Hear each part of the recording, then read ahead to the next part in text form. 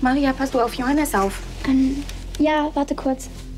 Ich war eitel und habe mir Gedanken um mein Aussehen gemacht. Križni put, kontroverzni film njemačkog redatelja Dietricha Brigmana, otvorio je 8. Vukovar film festival. Tako je dobitnikom Srebrnog medvjeda u Berlinu započela 6-dnevna filmska avantura koja i ove godine na istok Hrvatske dovodi brojne filmaše i filmoljupce. Redatelj otkriva da je za već nagrađen scenarij podloga osobno životno iskustvo. Stations of the Cross is in part influenced by things we went through in our childhood. It was not like our family was not totally Catholic, but there was a period, a couple of years, when our father took us to this very conservative church. So I had kind of witnessed these people. Priča je ovo o 14-godišnjakinji koja odrasta u radikalnoj katoličkoj obitelji te potpuna posvećenost crkvi i vjeri dovodi do tragičnog kraja. Brigman smatra izazovom ovakav film prikazati u državama poput Hrvatske. It's always fun to show this film in a Catholic country because in Catholic countries people of course can relate to the subject matter of the film in a totally different way than like maybe China or somewhere. Hey! Hey! Oh! Što radiš ti tu?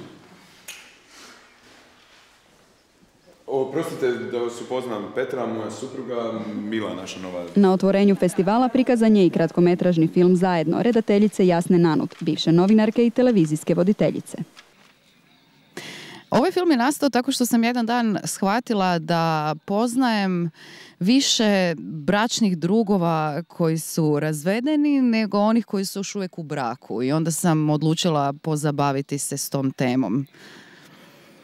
Dugo sam razmišljala kome bi dala glavnu ulogu i onda mi je moj mentor Zvonimir Jurić predložio Tanju, koju ja tada nisam znala, i onda sam sjela na autobus i otišla u riječki HNK pogledat predstavu Turbo Folku koju Tanja glumi i oduševila sam se. Meni je to prvo bilo, ja sam potpuno ono koja iz neke druge planete se čudila time, nemoguće sad ko tu koga vara, ljudi se na taj način varaju, pa to ne postoji i sve, ali evo i mene pomalo život uvjerio u suprotno. U idućim danima stiže još mnogo filmova, a prema najavama filmskih kritičara publiku očekuje najznačajniji i najveći Vukovar Film Festival do sada. Odabiru filmskih naslova pristupilo se vrlo ozbiljno. Emocija koja će gledatelja držati bez daha bila je glavni kriterij. Pa naravno da je težak zadatak birati filmove jer uvijek mislite na to kako će se publici svidjeti jer to je dosta subjektivno. Međutim, morate imati neku dozu objektivnosti koja bi zapravo kreirala ono što mi želimo, a to je dobar festival. Da bi festival bio doista dobar, brojna publika mora biti njegov sastavni dio. A svih ovih godina upravo je tako je i bilo. Pa nekako nas to uvijek dobro prati. Publika uvijek imamo, tu i tamo svake godine zalije po jedna ili dvije kiše, ali unatoč tome prošle godine smo imali 30.000 posjetitelja, što uključuje ljude koji su došli što na filmove, što na koncerte. Kad je riječ o koncertima, oni se održavaju svake večeri i besplatni su. Grupa Vatra, Bani Diktatori, Bambi Molesters te Runde Cargo Trio privući će svoje postojeće i nove obožavatelje.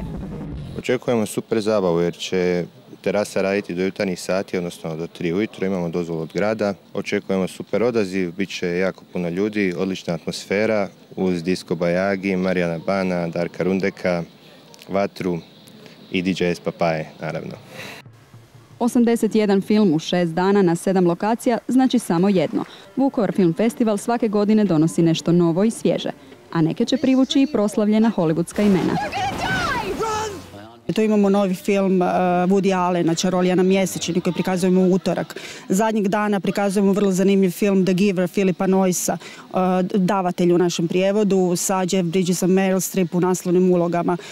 Moram priznati da to nisu samo filmovi. Mi nudimo, znači, 81 film, to su dokumentarci, kratki igrani filmovi, dugi igrani filmovi. Međutim, nije to sve što mi nudimo. Tu su i 3 radionice, Dunavska scenaristička radionica, festivalska radionica, radionica animacije. Već sa sigurnošću možemo reći da je ovaj festival velik doprinos kulturnoj obnovi grada i cijele regije. Pozivam sve da dođu uživati, vjerujem, u lijepom vremenu, Dunavu i filmovima na raznim lokacijama.